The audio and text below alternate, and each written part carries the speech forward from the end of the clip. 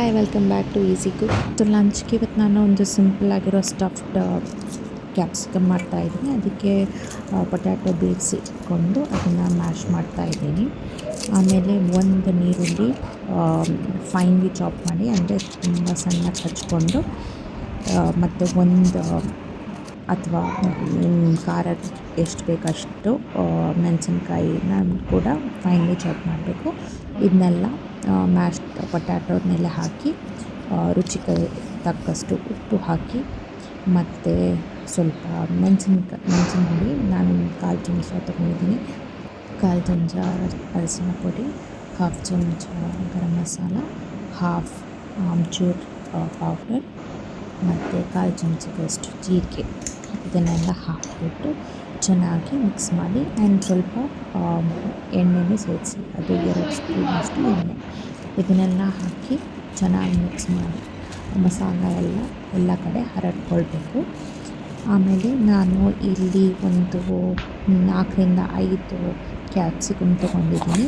ನೀವು ಕ್ಯಾಪ್ಸಿಕಮ್ನ ಬೇಕಾದರೆ ಮೇಲಿಂದ ಕಟ್ ಮಾಡಿಬಿಟ್ಟು ಫುಲ್ ಸ್ಟಫಿಂಗು ಮಾಡ್ಬೋದು. ಅದನ್ನು ನಾನಿಲ್ಲಿ ಹಾಫ್ ಕಟ್ ಮಾಡಿ ಸ್ಟಫಿಂಗ್ ಮಾಡ್ತೀನಿ, ಯಾಕಂದರೆ ಇದು ಕುಕ್ ಮಾಡೋಕ್ಕೆ ತುಂಬಾ ಈಸಿ ಆಗುತ್ತೆ ಅಂತ. ಸೊ ಎಲ್ಲ ಬೀಜ ಎಲ್ಲ ತೆಗೆದುಬಿಟ್ಟು ನಾನು ಮಾಡಿರೋ ಸ್ಟಫಿಂಗನ್ನ ಇದಕ್ಕೆ ತುಂಬಿಸ್ತಾ ಹೋಗ್ತೀನಿ.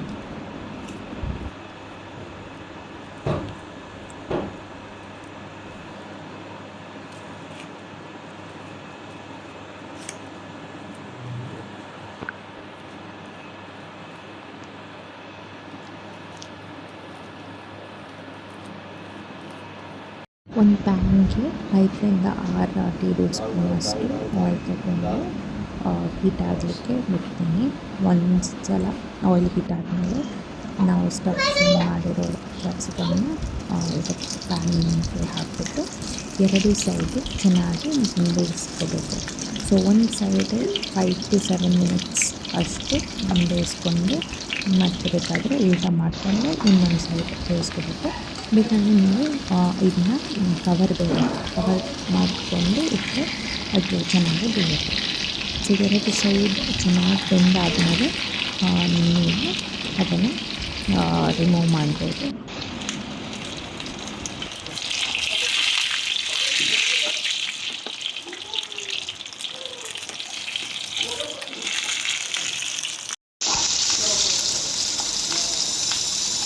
ನೀವು ಚಪಾತಿ ಜೊತೆಗೆ ಇಲ್ಲಾಂದರೆ ಅನ್ನದ ಜೊತೆಗೆ ಸರ್ವ್ ಮಾಡ್ಬೋದು.